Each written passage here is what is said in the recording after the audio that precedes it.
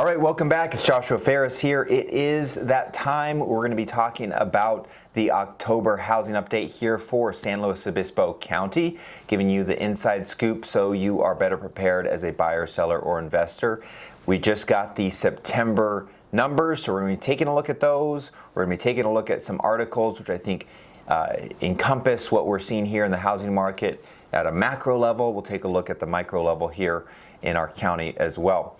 And then we're going to be taking a look at some homes on the market, which I think are especially noteworthy. So if you haven't already, make sure to subscribe and like this video. Let's get into it.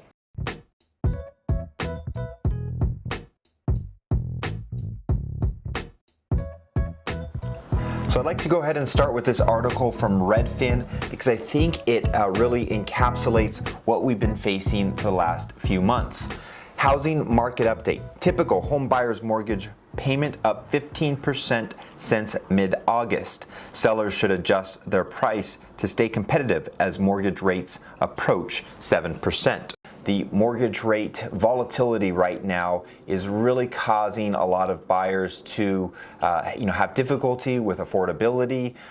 Sellers, they're refinanced a few years ago, so they're not so keen on selling and then going ahead and getting a higher interest rate when they buy.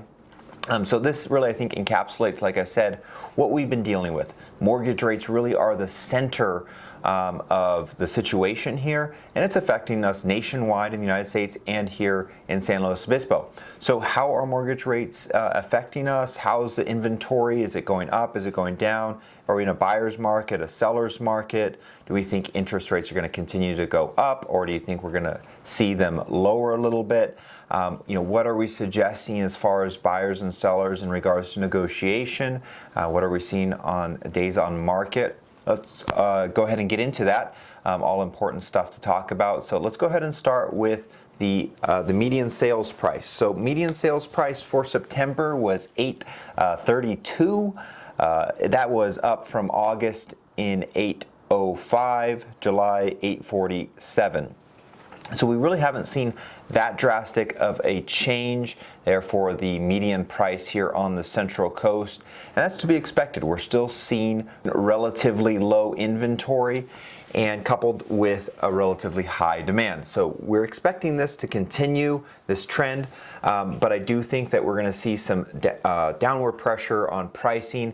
I think we're going to have to see some price reductions, but I do have some suggestions out there for sellers if they're not looking to do massive price reductions and still sell their home for top dollar, because we have seen about a 45% increase in home values just over the last couple years. So we're still at a relatively all-time high. The median sales price high was in June, so that's just something to be aware of. Price per square foot, let's take a look. September $491, August $503, July $484. So we're still hovering or those high 400s for the price per square foot. Haven't seen a whole lot of change in that, and I expect it to be relatively the same as we enter into October, November, December, with a little bit of a decrease, which we historically see into the fall. Month supply. So this is an important one. The last few, the median sales price and the price per square foot is trailing. So we're taking a look in the past for that. Now, as we take a look at the month supply and the days on market, this is something that we can see into the future. It starts to give us a prediction of what we might anticipate seeing in the upcoming months. Well, it's 2.2 months. And now that's relatively the same as June of 2.2 and July 2.3.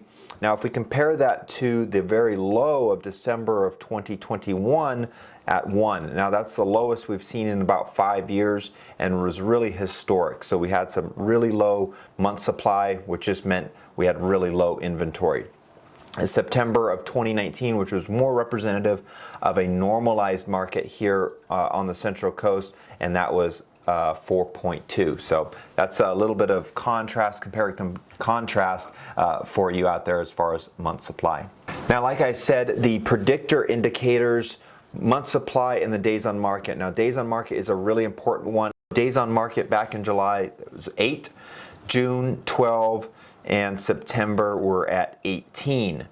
So we have seen a large increase in the days on market, and as the days on market increases, we typically see the price start to decrease. So days on market, we see that there's less activity out there, less demand. So that's something that's really important for us to keep an eye on. As the days on market increases, we're expecting there to be more of a buyer's market. We're still relatively low. You know, we saw the days on market around 25 or 30 a few years ago, so we're still low historically, but as we see that uptick, that's something to keep in mind for sellers as you're pricing in, and that's a recommendation I make to my sellers. You know, we're not looking at the June numbers where we saw the median price, you know, really high, and we saw the days on market really low. We are seeing the days on market upticking, so you got to keep that in consideration, and a lot of that is due to the increased interest rates. So active listings, what are we seeing here? So September 560, June 603, July 641. So active listings were a little bit low, but that's pretty typical for fall. Active listings tend to go down in the fall, and they tend to go up in the springtime. So we're expecting to see that, expected to see active listings dip down a little bit. So let's pull up the new listings here. In September of 2020, 227. In September of 2021, 338. And September of 2020, 421. So this gives us an indication that we're still relatively low inventory. We don't have a lot of sellers that are motivated to list their homes like we've seen in past years. So we're seeing that low inventory, we're seeing higher interest rates, which to me indicates that we're going to see some more of a stagflation, I guess you could say, for the housing market. I anticipate that we're going to see the prices hold relatively steady unless we see a drastic interest rate reduction, and that is going to push those prices back up even more than what they were. But if we see the interest rates increasing, we're really going to see some buyer strength removed. So as the interest rates increase, as we all know, it becomes more difficult to access money. So that's going to be the main thing that we're looking at over the next few months, is that the interest rates. All right, so this Redfin article, I think, summarizes again what we're seeing, and this is what I'm hearing from a lot of my buyers and working through, and there are answers to this, but home buyers are grappling with the most volatile mortgage rates over the last 3 decades. A house hunter looking for a $500,000 home saw their potential total mortgage payment fall by $64,000 from July to August, and then jump by $118,000 from August to September. Seesawing mortgage rates, which have swung from nearly 6% to below 5% to above 6% in the last 3 months, are causing headaches for buyers. And that's really what we're seeing, back and forth of the interest rates going up, going down. So I think, again, Redfin summarizes what some of the home buyers out there are feeling. All right, let's take a look over here at bank rate. Jerome Powell made an interesting comment, and I think it's something that we need to be paying attention to give us a predictor of where the interest rates might be headed in the upcoming months and into 2023. The deceleration in housing prices that we've seen should help bring prices more closely in line with rents and other housing market fundamentals, and that is a good thing. So that's a quote from Jerome Powell, the Federal Reserve Chairman, and I think that's an important one for us to keep in mind as we anticipate what the Fed is going to be doing in the upcoming months. So what are we seeing? Anticipation for mortgage rates? Well, bank rate here tells us mortgage rate forecast for October 2022, more strange times. That's because rates have leaped significantly in recent weeks. As of September 28th, the 30-year fixed was on track to 7%, while the 15-year fixed was ticking towards 6%.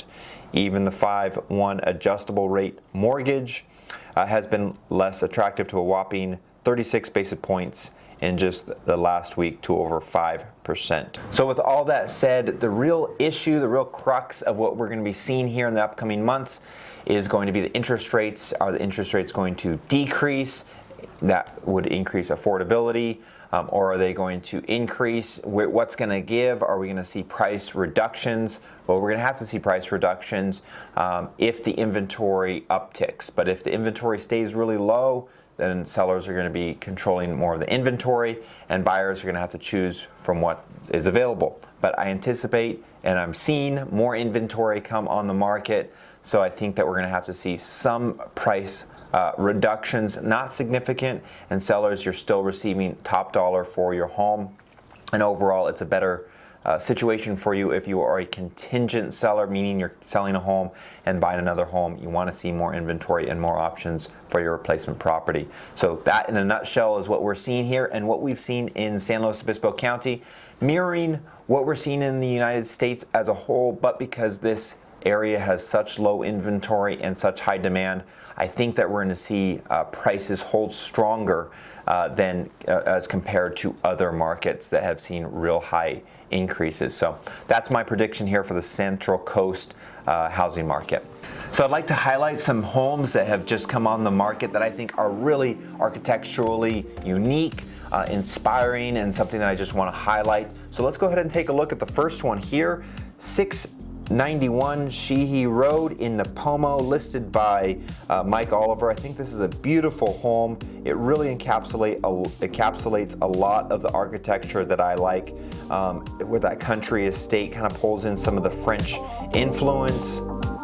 Really a beautiful, beautiful home and some amazing views. And that's just, you know, really an exceptional architectural gem here on the Central Coast. Now, buying this home, you really could have a lot of options. Explore the possibility of a wedding venue or income-producing bed and breakfast.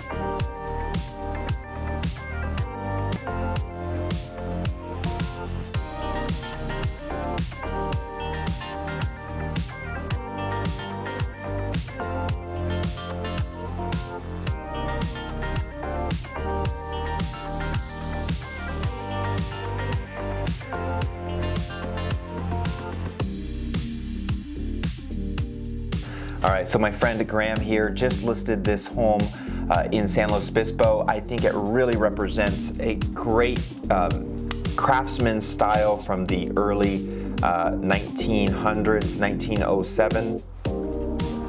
And it really is a historic building, craftsman bungalow in downtown San Luis Obispo, 1225 Pismo Street.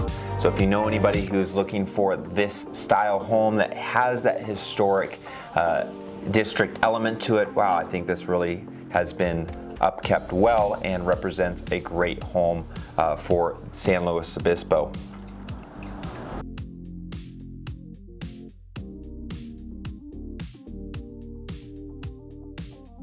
All right, so there you've got it. That is the update. It wraps it up for us.